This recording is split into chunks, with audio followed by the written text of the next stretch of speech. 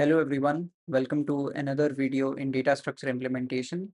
This will probably be the last video in linked list implementation, as today I will be talking about the delete keyword. So whenever we allocate memory using the new keyword, that memory is located in heap somewhere and we get a pointer to it in the stack. There is a very fundamental issue in our linked list implementation. Let's see what is that. So here in the code base, at the moment, we have declared a node using the new keyword. So essentially what is happening here is there is some memory that is allocated in the heap when this new node is triggered. So this new node is basically creating some memory in the heap and that is unnamed. There is no name to that memory. It is just a block of memory and it will have some address associated with it. And the address is returned and stored in the current variable. So now the fundamental issue is that this memory has to be deallocated or freed by the programmer, which has not been done at the moment. So the problem is if these programs keep on running, a lot of new nodes will be created in the heap and eventually there will be a point when we will run out of memory and our program will crash. It is a good practice to always free the memory that is allocated in the heap. Let's go to the slide to check it out. So in my previous video where I discussed about memory layout in C++, if you have not seen that video, make sure to check it out. I will show it in the I button somewhere, or I'll put this in the description of the video. Make sure to check it out before you proceed. So the heap memory is dynamically allocated via new or malloc or realloc, etc. keywords. And whenever we use these special functions, they allocate memory in heap. And whenever memory is allocated in heap, it is our responsibility to free resources from there. It is not freed automatically. So let's try to do it now in the code. So here in the code, let's try to free the memory. So I will write a function which will not return anything. Let's name it free memory. Let's call it free heap memory.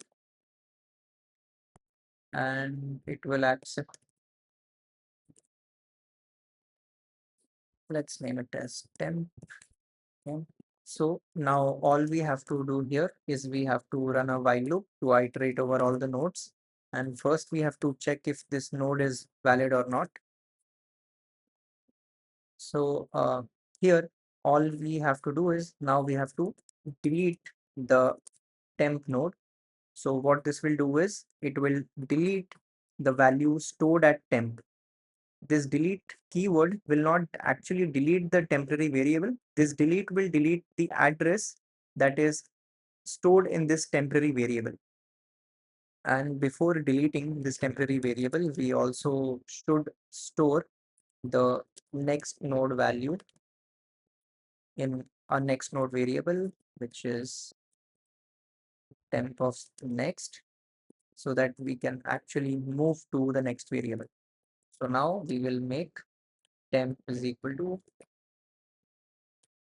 next node. Now, why was this required? Because if I delete the temp and I try going to the next of this temp, so this temp will be pointing to nothing. It will not be pointing to that memory in heap. So now let's just print that linked list is deleted from heap.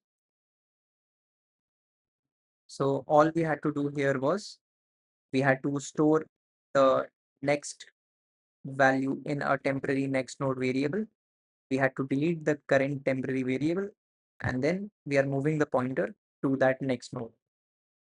So now let's call this function from main.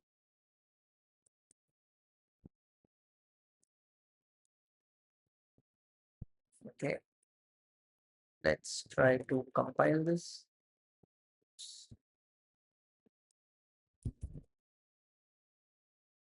Okay,